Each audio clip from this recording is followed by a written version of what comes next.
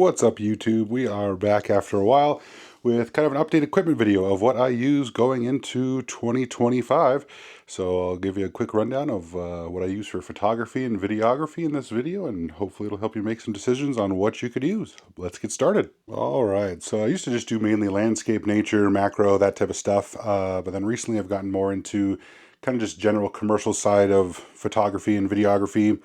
So for like a drone, we have the DJI Mavic 3 Pro along with the controller for that guy.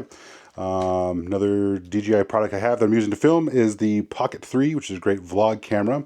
To go along with that, we have, if I can open it here, the little receivers. These are the two mics, and you get the little thing you can attach to your DSLR.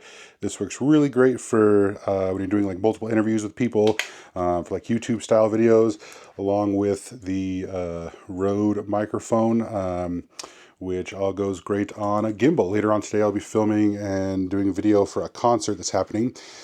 This is the DJI RS4 Pro gimbal head, and then we have the suitcase style attachment on there. I have it set up for later, and the strap.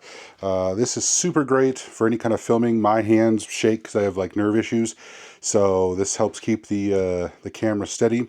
For like portraits and stuff, I just have a variety of Canon 580 EX2s. They're old, but they work great for portraiture. For the primary body, we have the R5 Mark II. This does have the battery grip, but because of what I'm shooting later, I don't have it attached right now. And then kind of a backup camera is a 5D Mark IV. Eventually I will replace this with another R5 Mark II, or if they come out with like an R5 Mark III. There's the battery grip.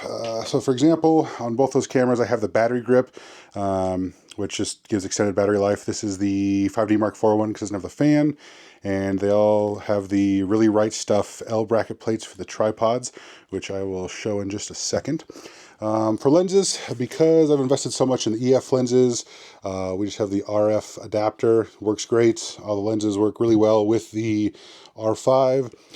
We have the 2-time extender for like super telephoto stuff, which usually goes with like the 70-200 2.8. That's more kind of wildlifey stuff. What is this one? This is a 35mm 1.4. This I usually use for like the videography stuff. That way just have a single lens, don't have to worry about zooming in and out. Then we have the 50 1.2. This is probably one of my favorite lenses just because of the soft bokeh it creates. Then we have the 14mm 2.8, the 100mm macro 2.8. This is also my probably second favorite lens just because I love macro photography. And then lastly, the workhorse that I use for probably like 90% of everything is the 24-70 2.8. This is just like a great lens. If you wanted one lens in a body, you go out and do anything, this is what I would recommend.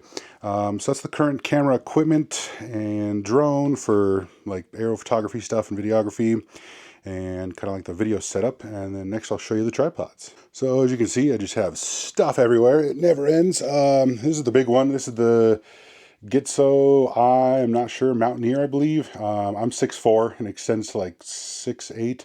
There's the model number. I can always link all this stuff in the descriptions.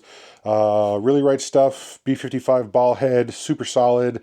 Holds a 500mm lens like it's no problem, especially for like wildlife stuff that I used to do. This is a solid. Dirt, dust will always be working, never had an issue. Same with the ball head. And then secondary tripod is, I think this is the Gitzo Explorer. The head here can kind of like tilt and swivel. I usually use this for like the macro photography setup, which I'll do a deeper dive in that with all the accessories that I use for kind of macro and landscape, and I'll do a little video on each of those, but just going over the ones for this one. There's the number of that guy, but I said I'll put it in the description. Then as well as we just have like little mini cheapo tripods. I don't know if you can see with the light in here. Heavy duty ones over here for like studio work with umbrellas. Phone mounts in these bags are all the batteries and like kind of studio stuff for backdrops. I'll show you those guys. So in this guy is kind of all the charging cables, different heads for like studio stuff. This is the current style head that I use. You can put an external battery pack on it. The Speedlight mounts on that guy. Then it can hold an umbrella, softbox, different attachments. I've had these forever and just haven't upgraded them because they work really well. And then like in this guy, these are the like battery packs I was talking about. I put these with the speed light. That way if you're doing something that's like you need that speed light to refresh a lot quicker, they work great. Had these forever as well, and they do super good. Some more external speed lights, and then this is the flash trigger system I use. It's by Pocket Wizard. So on your DSLR, you plug this little guy in, which will trigger the little slaves. That works with the speed lights. Super cheap setup, really effective. I've never had any issues with it. Eventually I'll probably invest in strobes or something else for more like, you know, business portraiture that probably a little better. But so far these have worked, so haven't upgraded them, but they work well. All right, and here are the bags. This is a Lowpro 400 AW, I want to say. I'll have to look it up. This is, I've had this bag for maybe 10-ish plus years. Wind, snow, mud, dirt, rain, the whole shebang. Never failed me, done amazing. Eventually I'll have to upgrade it, but I mean, it has held the test of time and done really well. Definitely recommend them as a brand, Lowpro for sure. This is a little pro case that came with a gimbal head. Everything fits in that guy. And then for the drone, I just still use the little case that it came with.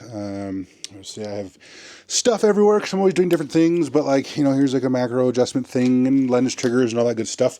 So I'll have a in-depth, deeper dive coming soon with kind of each little setup and what I use it for. But so far, this is the gear that I'll be using going into 2025. If you have any questions or want to know anything more about specific products, let me know and I can do a more in-depth review of them. Thanks for watching.